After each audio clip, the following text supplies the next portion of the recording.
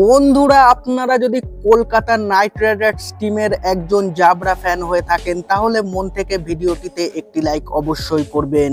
এই মহাতারকাকে অধিনায়ক করে এক ঢিলে তিন পাখি মারছে কলকাতা নাইট রাইডার্স। তোলপাড় ফেলা সিদ্ধান্ত নিতে চলেছে কলকাতা নাইট রাইডার্স। কে হতে চলেছেন কলকাতার নতুন অধিনায়ক বিস্তারিত জানাবো বন্ধুরা।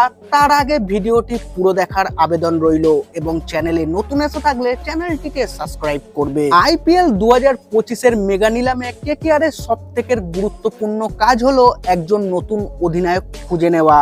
শ্রেয়াস আইয়ারকে ছেড়ে দেওয়ার পর থেকে সেই হোমওয়ার্কও শুরু করে দিয়েছে নাইট ম্যানেজমেন্ট। এমন একজন অধিনায়ককে চাইছে কেকেআর যার মাথা ঠান্ডা থাকবে, তবে আক্রমণাত্মক সিদ্ধান্ত নিতে পারে, একই সঙ্গে সবথেকে গুরুত্বপূর্ণ জায়গায় দাঁড়িয়ে গোটা দলকে পরিচালনা করতে পারবে। এমন পরিস্থিতিতে কেএল রাহুলকে মনে ধরেছে শাহরুখ খানের।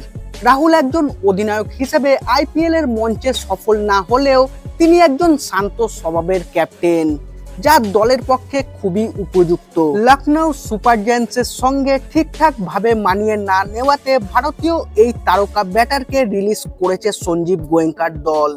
সূত্রের খবর অনুযায়ী রাহুলকে কিনতে মোটা টাকা খরচ করতে রাজি Kolkata night Riders. KL Rahul ঠান্ডা মাথার খেলোয়াড়, ওপেনিং এ ব্যাটিং করে থাকেন, এর পাশাপাশি উইকেট কিপিং এর দায়িত্ব পালন করে থাকেন রাহুল। তবে কেকেআর এর শর্টলিস্টে নাম থাকলেও রাহুল আরসিবিতে যেতে পারেন বলে জল্পনা রয়েছে। শেষমেশ কোন দলে যান কেএল রাহুল তার জন্য অপেক্ষা 24 ও 25 নভেম্বর পর্যন্ত।